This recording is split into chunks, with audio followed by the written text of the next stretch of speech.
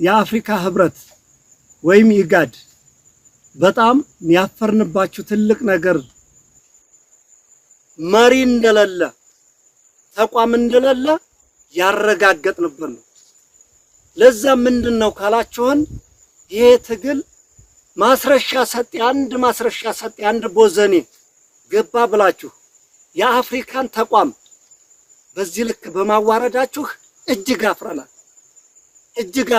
በዚህ ነው ወይ የምንመራው ብለን መሪ እንደሌለ ተስፋ ቆርጠን የራሳችንን ጉልበትና ህዝባችንን ብቻ ተማምነን የምንታገልበትን ፕሮግራም እንደያዝን በእናንተ አረጋግጠናል። ማስረሻ ሰጤ መንግስት አስወጣው። ትግሉ በተጀመረ በአመት ከምናምኑ መልሶ ጓደኞቻችን የአማራ ፋኖ አንድ መሆን አለበት ብለው አጣብቀው ሲይዙት የጨነቀው ጊዜ ሾልኮ የገባን ቦዘኔ በዚህ ልክ እሱን ይዛችሁ ይህን ትልቅ ተቋም የተባለን በዚህ ልክ ማዋረዳችሁ እጅግ አፍረናል። እንደ አፍሪካም እንደኛም እንደ ኢትዮጵያውያን እንደ አማራ ፋኖ በእውነት ይሄ ከሆነ ተቋም በቃ በዚህ ልክ ከሆነ ብለን ተስፋ ቆርጠን ያፈርንበት ድርጅት ነው። ይሄን ከዚህ አልፈዋለሁ።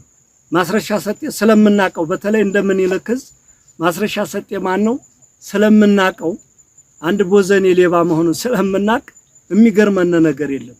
የኛን ጀግንነት አይደለም አሁን ድሮ ያቀዋል። የኛን ጀግንነት ለማኳሰስ ሊገባ ከፈለገ መግባት ነው። እንደው አንዱ ሌባ እኮ ብድግ ብሎ በምን ገባ ሲሉት በእንዲህ አለ።